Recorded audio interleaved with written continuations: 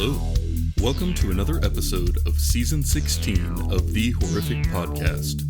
We're two friends who live in different places but share a love for scary movies. In each episode, we both watch the same movie on our own and then record a conversation together about what we liked, what we hated, if we were scared, and maybe even some larger truths about why people watch horror movies in the first place. This season, the theme is B movies for C students. We're taking a break from the current trends toward elevated horror and examining the history of horror B movies and how they've developed over time. Thanks for joining us, and we hope you enjoy the episode. Dun, dun, dun. We did it. Hey. We surveyed the entire history of B horror movies. It was how do we do that, but it take us less time than just the 90s? Didn't the 90s take us forever, or am I thinking of the season before that? I think it might be taking the season. They did take. Because in the 90s, we definitely added like a bunch of extras at the end too. And so that ended up being like, I don't remember exactly, but somewhere in the neighborhood of 300 episodes. So that was a lot. Yeah. I can't believe we finished this one though. It really doesn't seem like it's been that long. Yeah, and I think a lot of that is because it changed so much. Like the history of them, like the types of movies we were watching and what we were watching for and what we were talking about was so different week to week that it really kept it feeling fresh. But to completely break the illusion that we record all these on the same day that we release them, we tend to batch up episodes. And it's been a couple of weeks since we did the final episode reviewing a B horror movie from the 2020s. Mm-hmm. And I've had some time to reflect in this time off. Ooh. I've spent a lot of time thinking about B horror movies, and it's kind of cool because I feel like I just have a totally different appreciation and understanding and set of connotations of what B horror movies even are. And I feel much more informed now than when we started this season. And that was kind of the point of it. Yeah, I was kind of thinking about that when I was doing the editing last week's episode, because we do have lives and need to take time off. I don't know how far back that was that we edited it. I was editing it, but just hearing us talk about like from the beginning episodes to now, it's like, man, this is actually like, definitely feel like I've learned a ton about the process. But then, just hearing the cool stories about the Baptist church paying for it or Canada paying for movies to be made. It's been interesting this season and been a lot of fun. It's been probably one of my more favorite ones that we've done too, because it's right down my alley. Yeah. And I also feel like we kind of almost sound like we know what we're doing. Maybe. Like it sounds like we're actually like people explaining a thing to other people. Yeah, it's strange. Yeah, I'm not used to being in that position. So, yeah, it's been fun. But yeah, I was thinking that for this episode, we just kind of like reflect back on the overarching story of B horror movies over time. And I'm going to talk about kind of what some of the different significant events were in their history. And then I think you're going to go into specific movies that were sort of good examples of those different eras. Yeah. Does that work? Mm-hmm. Cool. Well, without further ado, this is what we learned after spending a season digging into B horror movies. The whole concept of a B movie was basically as a Hollywood money grab in the 30s. Like during the Depression, ticket sales were down, and one thing that they found that was really effective was to offer 2 movies for the price of 1 ticket. And then because, Hollywood companies are pretty good at math, they realized that if you made one of those movies really cheap, then it doesn't cost you as much to make it, so your net profits are a lot higher. And at that time, they actually owned all the theaters across the country where the movies were being shown. So they controlled like the access to those theaters, and they were the only ones that could make B movies because they were the only ones that could get a movie into a theater. And this was also around the time that the Hays Code came into being. And it was this self-imposed code that the Hollywood studios used to keep a certain level of decency uh, in their movies. And so at the time, movies were kind of tame.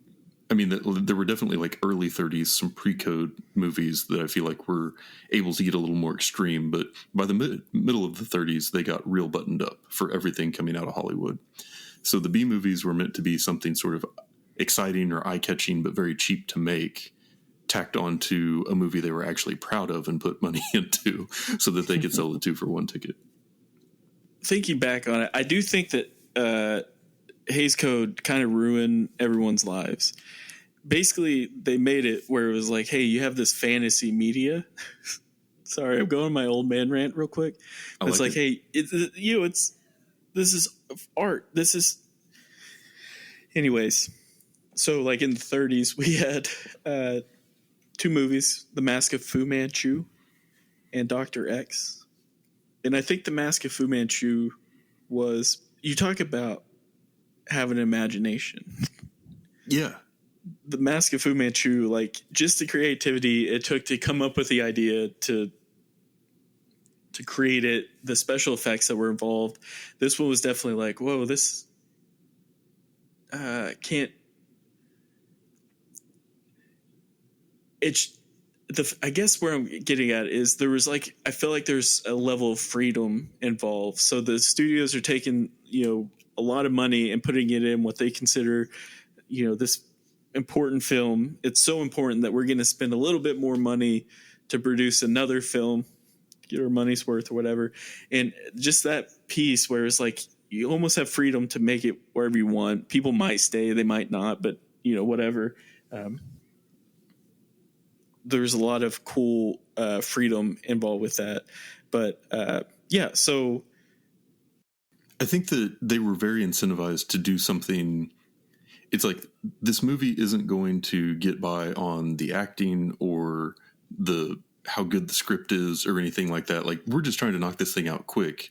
So the best way we can get a return on that with an audience is to make it as conversation generating as possible. Yeah. So let's make it exciting. Let's make it over the top. Let's make it in an exotic location. Let's have weird villains that are threatening white people all over the world, apparently. Right. And that's like a thing that would really capture the imagination or like pull people in without having to think too hard. And so I think there was a certain amount of like freedom and creativity because we want to do as much as we can with as little as possible, which kind of means that you're going to have crazy ideas that get out there in a way that they never would for kind of the main feature films. Yeah. And, I think part of it as well can be, and, this is early on in film, so maybe it wasn't directly the thought, but like, I remember watching Dr. X, like the trailer for it. And I think it starts with saying something to the effect of like, you've been clamoring for something different or something, like basically what it was saying was like, here's something out of the ordinary, and I feel like with big studios that, you tend to, if film comes out and it's super popular, let's say like a Marvel film, then you'll start to see not spin-offs, but like knockoffs kind of come up from other studios, or like, that's the key word, or the thing that's the craze right now, maybe Marvel movies or whatever. With this, it's like, you can kind of get out of that norm. You're not reliant on it. And let's just have a playtime story. But I think out of those 2 movies that we did in the 30s, Mask of Fu Manchu and Dr. X, I don't know which one I liked more. If it was Mask of Fu Manchu, Dr. X had the wisecracking guy who kind of annoyed me a little bit. He was terrible. Yeah. But, the Dr. X, the summary of that was basically like a New York reporter was trying to unmask, what was like the Moon Killer was the guy's name? Yeah, the Moon Killer. And if you just say, a New York reporter is trying to unmask the Moon Killer, that just sounds cool as hell. Yeah. And so I'm in anyway. So anyways, it had some freedom to, when were we going to see a super popular film during that time involve the Moon Killer? Yeah, you and I get have away to with admit, a little bit. when we watched those two movies, I was actually really surprised at the quality. They were a lot better than I was expecting. Yeah. And the reason for that is because during this era of B horror movies, when they were still being made in Hollywood, they were able to recycle a lot of the sets and equipment and stuff. And so they, even though it was like, yeah, let's shoot it quick, let's not spend a lot of time on the script, let's just get it out there, they just had kind of built in better sound and lighting and cameras and everything else, sets, costumes, than you would expect because they were being made by the people that did all that at the highest level. And so that kind of brings us to the next era, though, where eventually the big Hollywood studios realized, like, doing these B movies isn't worth our time. Like, we're using all this really nice equipment and, you know, resources that we have to not do our best work. So let's just hire it out to other studios who can optimize their business model for that. And we can actually get them cheaper because they'll just, you know, kind of be in a bidding war with each other to make the most talked about but lowest budget thing. And so that's when we had what at the time was called the Poverty Row production companies. And those companies were just pure B movie makers. And so they didn't have access to the Hollywood sets and equipment. And when we got into the movies from the 40s, it seemed like it actually took a pretty big step down in quality, which is kind of more, I guess, what I would have initially guessed when I first started reading about this. Yeah, that's a good point. Actually, the quality in the 40s for cat people. Yeah. And the Living Ghost. But that was technically before, so that was 42. Hays Code was 48, I think. But Living Ghost was still a Poverty Row film, I think. Oh, okay. That makes more sense to me. During that decade, definitely felt like Cat People for sure was a Twilight Zone episode. Wanted to be, yeah. You know, that was the one with the guy who married was she Serbian or something like that? Yeah, she ended up being like coming from a cat village or something like that. Yet again, I love the idea of the story. That's just, I don't know. Basically, this lady was turning into a cat. If you guys haven't watched it, it came out in 42. I don't know what to tell you. It's almost been 100 years. The second one, The Living Ghost, I think that was the one I picked out, wasn't it? I think it was. So this one I picked out, it involved a banker, which I thought was kind of funny, but also the fact that it was a zombie-like experience. I don't know if there was necessarily that big of a difference. They were all, you know, from the 30s and 40s I'm speaking of right now, both of those decades, in a weird way, I almost felt like the Mask of Fu Manchu had better quality film than any after that, the 30, 40 that we did. But now it all kind of makes sense since it was in Hays Code. Anyways, that's all I got for the 40s. Yeah, and I think that's kind of an important thing moving forward is the Hays Code kind of mellowing out Hollywood movies. That's for damn sure, yeah. You know what I mean? Like, there was a noticeable difference of those first couple that we watched. Those were, like, exciting and kind of in your face and felt a little bit dangerous and risky. And then after the Hays Code went into effect, it really just wasn't that way as much. It was like most of the violence is kind of off screen, or it's a little bit more suspense and less like action and stuff. And I think we're going to come back to a point on why that matters a lot for the evolution of B horror movies. But another thing that happened in the 40s was that in 1948, Congress passed a rule that movie companies were no longer allowed to own theaters. So it's basically like an antitrust type thing where, like, you can't be the only ones that make the movies and also the only ones that decide what gets into theaters. Like, you're just sort of like blackballing anyone else from entering into this market. And honestly, I think from everything we've learned, that's probably the most significant moment in the history of B horror movies. Mm-hmm.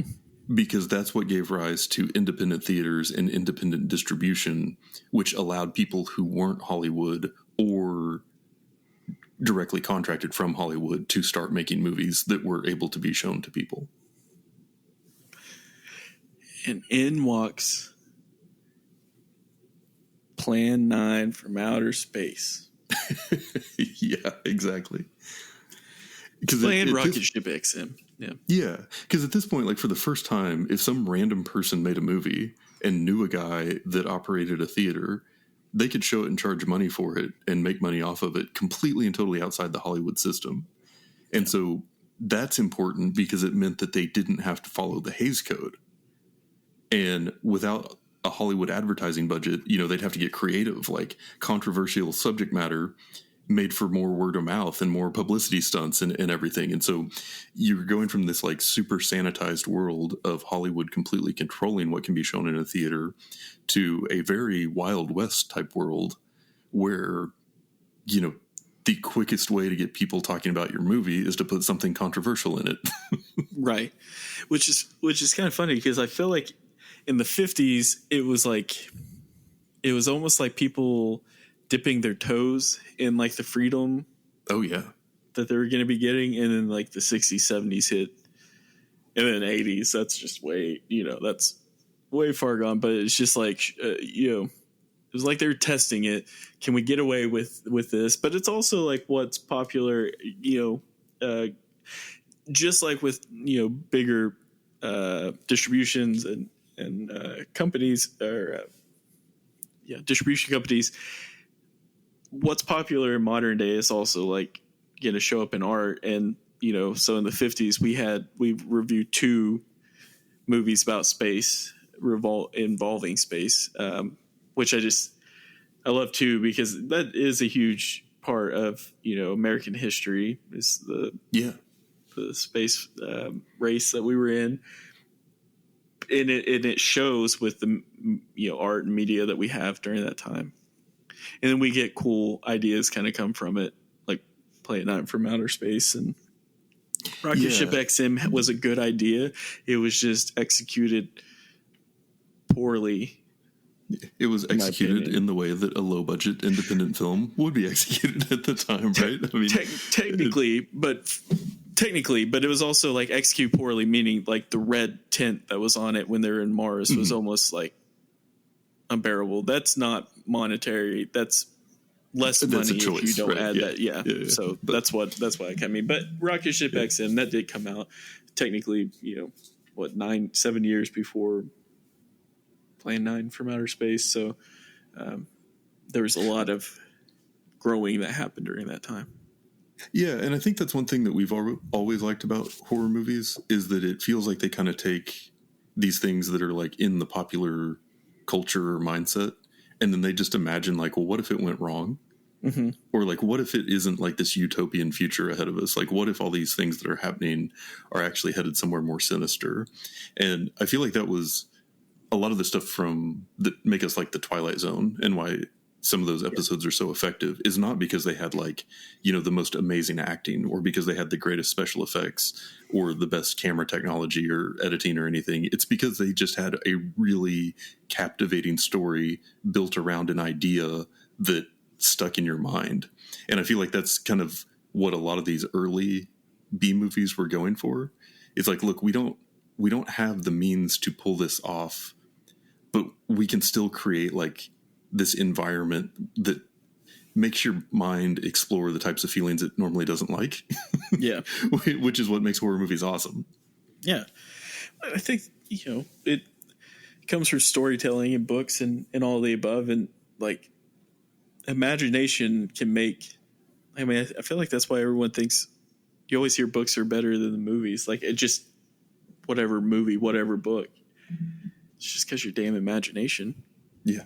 Trying to get that into a film, but I like the room to grow that you have with that. But that was the 50s. Am I on to the 60s? Because I got something to say about The Raven. Yeah. Well, yes, because the next big thing in the history of B movies was the rise of the drive-in theater. Yeah. And so again, this is a thing that is outside the Hollywood system. They don't control it.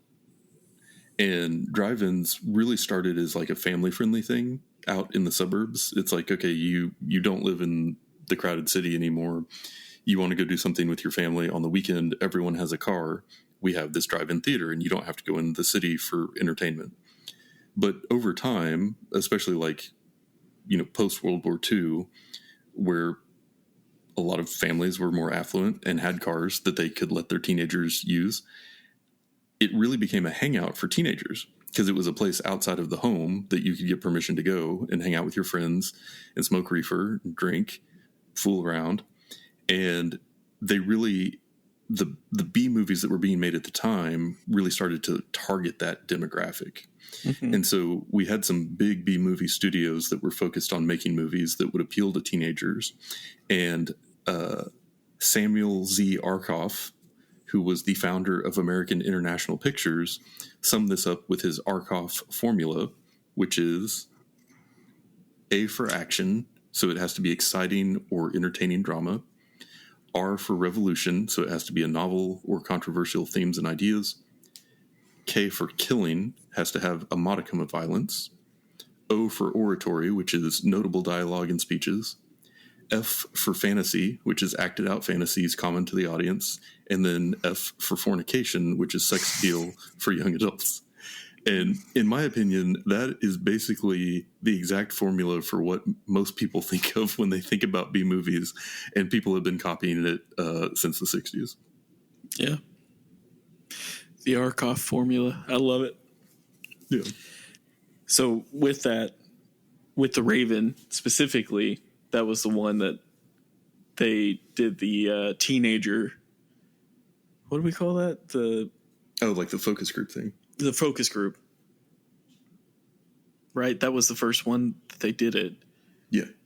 Yeah, because I remember thinking that there's no way that those kids said they want a movie about the Raven. But they definitely did say that they wanted fornication. Yes. They did want action. They did, right. I really do believe that, that's what it consisted of. Because albeit it does at the end of the movie, to quote the Raven Nevermore, that's about the extent of it that you had with this film. That was actually true to the source material. Yeah. Yeah. Yeah. And I could totally see where like some of the elements of it, like I could see like, oh yeah, Edgar Allan Poe is dark and brooding and edgy to a 1960s teenager. And, I don't know that necessarily this movie in particular, the way that it ended up would be a thing that everybody would have responded well to. But I could see where different elements that would be appealing to teenagers could have converged into this movie. Which, this definitely had action. It gets some credit for the special effects it was trying to pull off. With the purple, special effects at the end, yeah. The wizard off that they had at the end with the, there were no rules there, but there's a lot of potential for fun that was happening there. But if you do add that up to the Arkoff formula, I'm not sure about sex appeal during that film, but I guess Vincent Price was pretty handsome, but that mustache. Yeah, I mean, but it was like all the above. So there's definitely a little bit of action there. It did have a young Jack Nicholson too. That was kind of interesting. That's not in the Arkoff formula. I just forgot about it till just now. Controversial, I guess, of sorts, maybe with being witchcraft in the 60s. You burned at the cross for something like that, I think. There is killing. There is notable dialogue. It's a little rough. But reading the formula, it doesn't say good dialogue. Exactly. It just says notable dialogue, which is what gets you. But but at the same time, it's like that's yet again, this is what we signed up for. Like for B movies, for that's what we're here for. We're here for the I just came here to shoot bubblegum and kick ass, and I'm all out of bubblegum lines that come out, and you're just like, what just happened? That's interesting. But and then we also did Blood Feast, which was actually pretty successful, I think. Yes, and that was such a hard departure. Like, I feel like The Raven still had one foot in kind of the polite Hollywood world. Mm-hmm. Blood Feast was like, I reject that entirely. we're getting to get as extreme as we can. And Yeah. we're really going to scar some teenagers and get them telling their friends about the most extreme movie they ever saw. Yeah. And it came out the same year, 63, which just blows my mind. Yeah. And I mean, that's just like, I feel like we're starting to see, less than or just over 10 years after the laws changed, and things are already spiraling. Like the creative avenues are being fully exercised at this point. Yeah. Yeah. So that's the one that was gory, especially for the 60s. Like, if you were to tell me, like what you explained with the drive-in theaters and everything, Blood Feast is definitely that makes sense for that situation, because it was like over the top. It was bloody. It's about, basically like Egyptian mummy. I don't even know what you would call it, but basically it kills multiple women. It, like, takes body parts. Yeah, like an ancient Egyptian cult. Yeah, sacrificial. Right. Yeah, but taking body parts for, sacrificial pieces to piece together this Egyptian goddess, and maybe part of it too was like the quote unquote hero of the film was a police officer that was trying to save the day, instead of Brandon Fraser. But yeah, you talk about over the top special effects too, like the kind of gore that was kind of involved with some of this was not expected. Yeah, welcomed but not expected. Like, it really did kind of surprise me. Yeah, it was a huge step up from anything we had watched up until that point. Because like the cat's out of the bag about, we kind of store up some episodes, and if you didn't know that, then I don't know what to tell you. But I have a feeling we probably did The Raven and this one at the same time, maybe, or and so if we were doing that same day, I mean, it would have been a pretty big stretch going from The Raven straight to Blood Feast. Yeah. So this style of movie, the sort of like teenager focused, made for the drive-ins stuff that American International Pictures and similar companies were putting out, were wildly profitable. And they were so profitable, actually, that Hollywood felt like they were kind of getting their asses handed to them and leaving a lot of money on the table, because with their self-imposed rules from the Hays Code, their movies just seemed boring by comparison. So, like, no teenager wants to go see a dull Hollywood movie. They want to go see one of these independent films that's going to be crazier. And so around 1968, Hollywood switched to the rating system instead of the Hays Code as a way of providing content warnings. So this way they could make a movie that was a little more extreme, but they could put the label on it so an audience could avoid it if they didn't want to see something racy. And this let them kind of start making movies that could be edgier and like start to compete with the independent studios that had perfected the Arkoff formula. But it still took them a little bit of time, I think, to kind of start to be able to even rival that. But I think that was a big event, because now it's like, oh, for the first time, Hollywood's really coming after us on our own turf. And the industry, I think, had to adjust a little bit and was caught somewhat flat-footed when it first started. Yeah, because I'd be willing to bet that.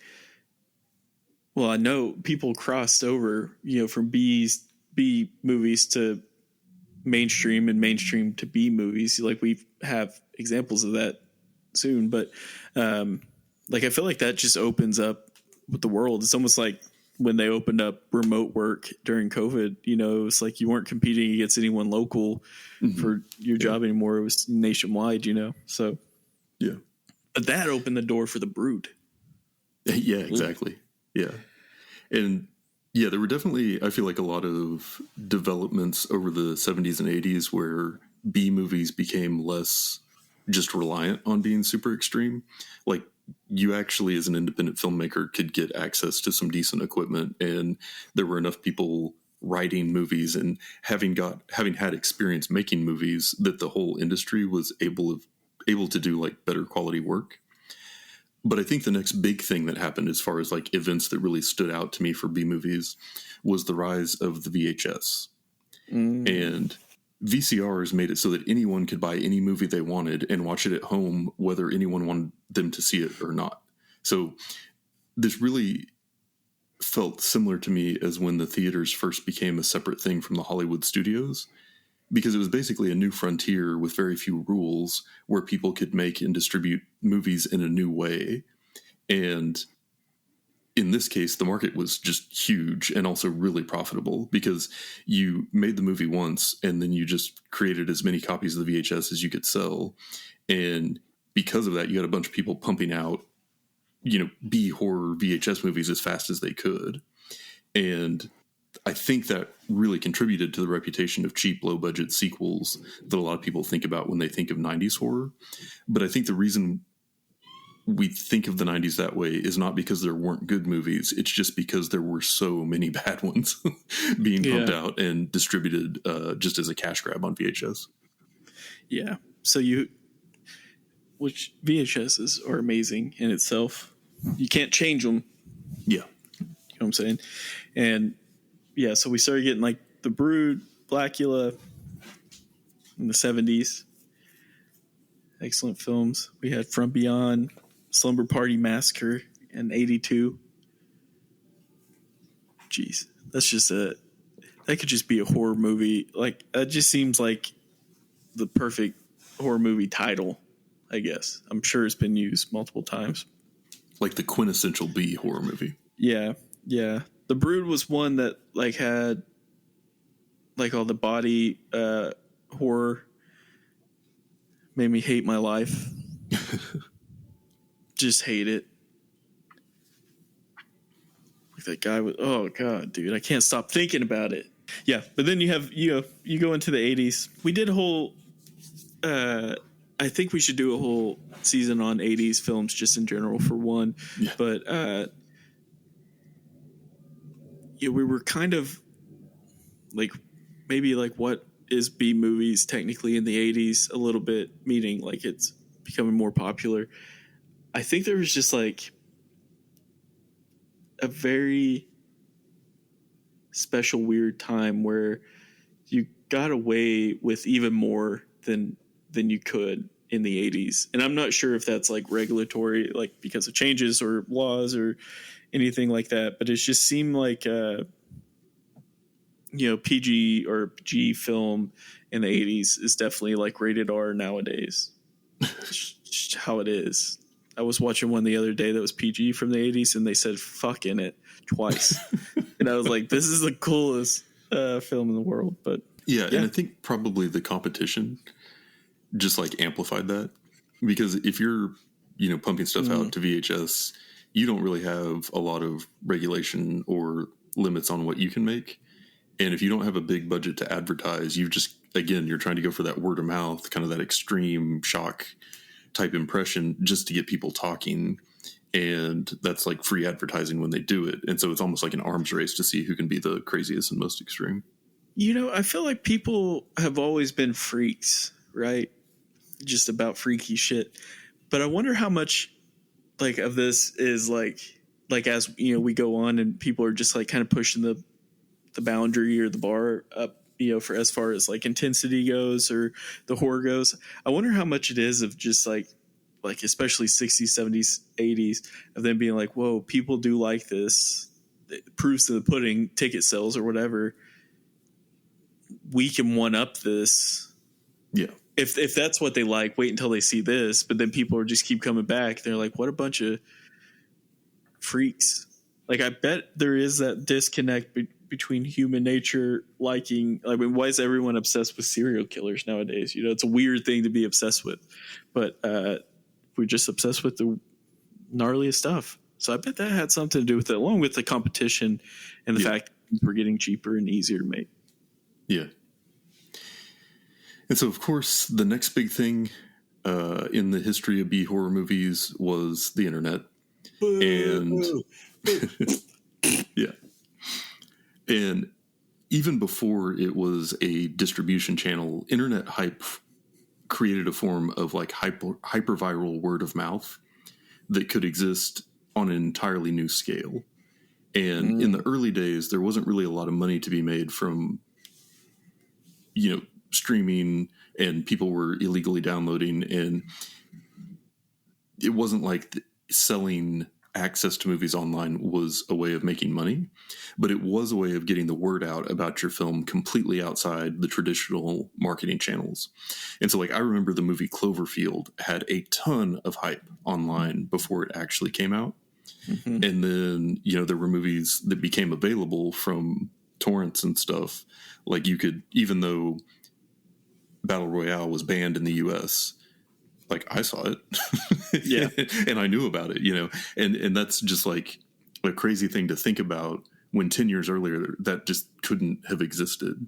And so I feel like that. Even the same year, like, ordering a DVD would take like 2 weeks, or ordering, CD or VHS or whatever, DVD, like, it would take forever to get. Like, I specifically remember ordering The Temptations 4-hour DVD same year Battle Royale was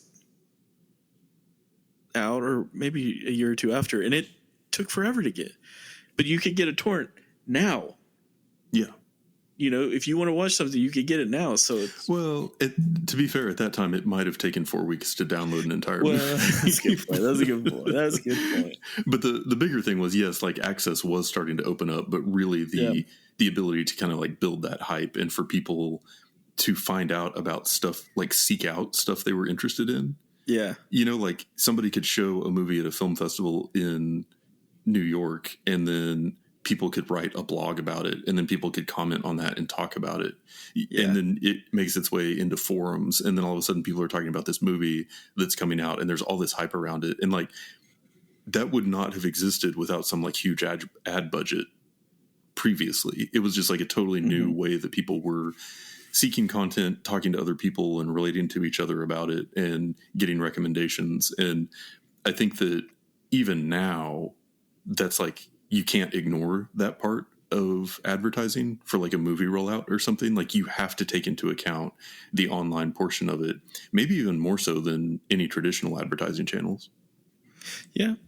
Yeah. And I don't know financially how, like, I just assume things are probably a little bit cheaper to advertise, or technically, if you could get something to go viral on YouTube or Reddit or something. But I feel like, was it Bubba Hotep where that was the case, as far as like it kind of got big on the storyboards, or was that Battle Royale? It may have been Battle Royale. Yeah, Bubba Hotep, because I think that was the one where they didn't actually make very many like actual copies of the movie. So it was just like, really couldn't see it unless you were at one of the film festivals where it was initially. Yeah. And so then when the DVD became available, it already had all this hype and mystique about it. Yeah, that's right. Totally forgot about that. And Battle Royale was also allowed us to watch something like that in Oklahoma. Yeah. Okay. Yeah. Squared away. But here's the thing too, that I don't know if they understood or grasped at the time that, like, online at the time, especially, now it's like everyone knows about bad trolls or whatever, but like at the time, like, I don't know if they knew, like, this can make or break a film too. Like, this isn't just like marketing that you put out like a commercial on TV where like people can talk like, hey, did you see that commercial of this movie? No, I didn't see it. But like, this is online. This is there until the site's taken down. It could be a blog. It could be, a chat room. And so that's where you get the people who love it, but you also get the people who hate it. So it could definitely, I think we've seen that recently with, there's this big hubbub about the Minecraft movie. People were talking bad because I guess the preview or the trailer for it was awful. And it's like it was all over social media. And my point to that is, you guys are upset about a Minecraft film. I can't relate. Yeah. But it can turn into bad situations. But we did get some pretty good films out during this period too. Battle Royale, it's one of my faves. Yeah. It's what Hunger Games supposedly was stolen from. Well, yeah, and I think that independent filmmakers, like part of the creativity of that is also their ability to spot a way that they can get their thing in front of people without spending a bunch of money. And so the ones who realized early on that the internet could be that were able to get really creative with the rollout and how they would, create the hype and mystique and stuff around it. And so being able to use that as a tool, I think, helped them spread awareness for movies that may or may not have been any good.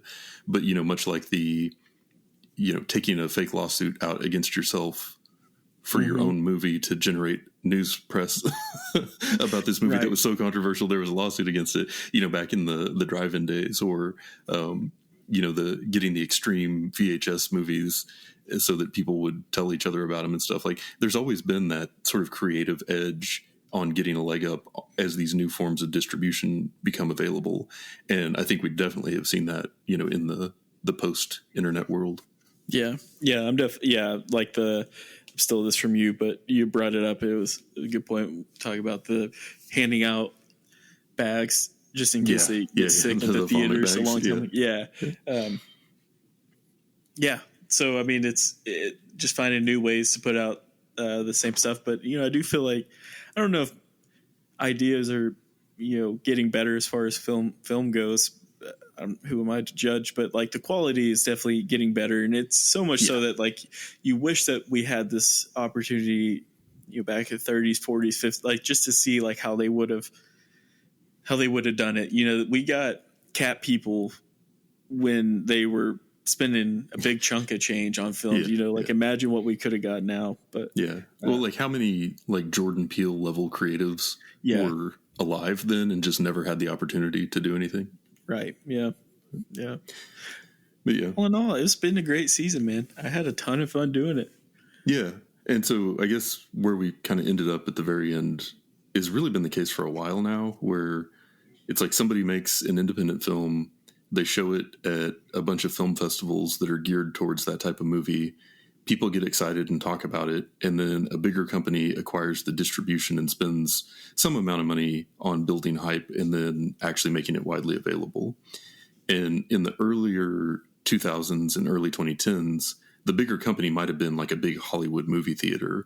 But now, as we're getting into the 2020s, it's just as likely to be one of the big streaming platforms that gets that distribution. And so it's funny to me to see the way that different businesses sort of adopt the same models.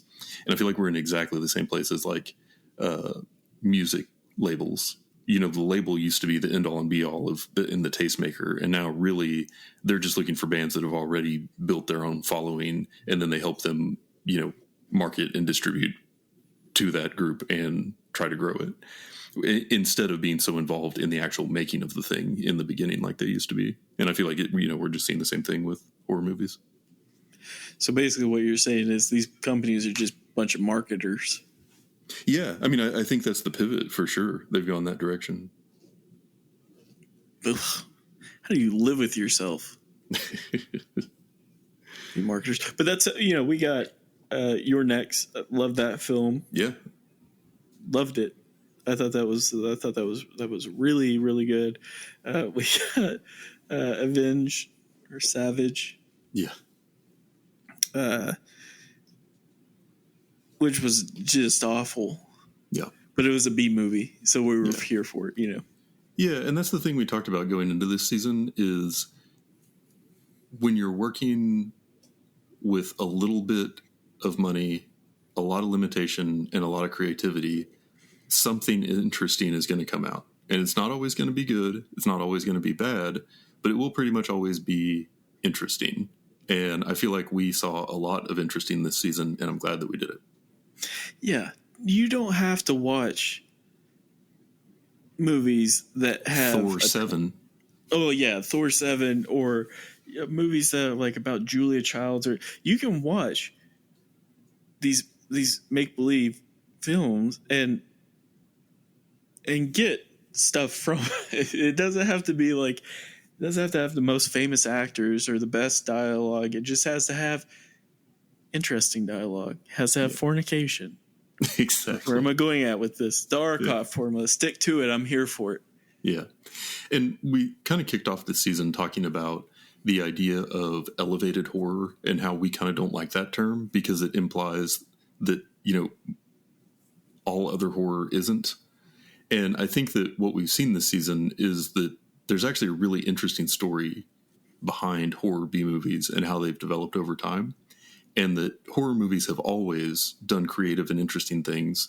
And a lot of times they've allowed people to tell stories from a point of view that they wouldn't have had access to get stories in front of people otherwise, and to make social commentary and to take these crazy ideas that really get into your head and make you think differently about something. And then the people who have those ideas have just willed them into the universe and found some novel way of getting that in front of people. And there's also lots of examples of people who are just trying to make a little bit of money off of teenagers and making scary sex movies. But, it takes all types to get by in this world. And I think that, you could find elevated horror in any decade. And the idea that horror has always been, I think, a little bit ahead of the curve on being thought-provoking and creative and interesting. And to say that that's only happening, in 2020 since Jordan Peele started making movies is like, come on, guys, settle down a little bit. It's just, you don't know what you're talking about. Yeah. Real quick, the last thing for this last, where 2030, where do you think horror will be? What do you think the new thing will be? I got it, but I'm asking you. I think it'll be AI horror, where it's more interactive and just completely suited to your own personal fears. God damn it. Your answer is way better than mine. I was going to say woke horror. They're just showing like videos of the way people would talk to each other in the 90s. She's like, oh my goodness. Are you ever wrong? Terrifying. This is worst day of my life. I thought I had one where you'd be like, but then okay, this episode's over with. You realize I literally just stole the plot of a Black Mirror episode, right? Well, no. But that's okay. You're smart enough to steal it, man. Hey, you had the more original answer. So I had the elevated answer. You had the B answer. We're kind of in woke horror, though. That's the problem. Yeah. Well, can't beat them, join them. That's what I say. That's good point. And that's it for today's episode. If you've listened this far, then thank you, and we hope you've enjoyed it. We're always looking for new ideas, so if you have any questions, comments, or movie suggestions, please send us an email at thehorrificpod@gmail.com or hit us up on the IG. That's what the kids call Instagram. Just search for The Horrific Podcast. Thanks for listening.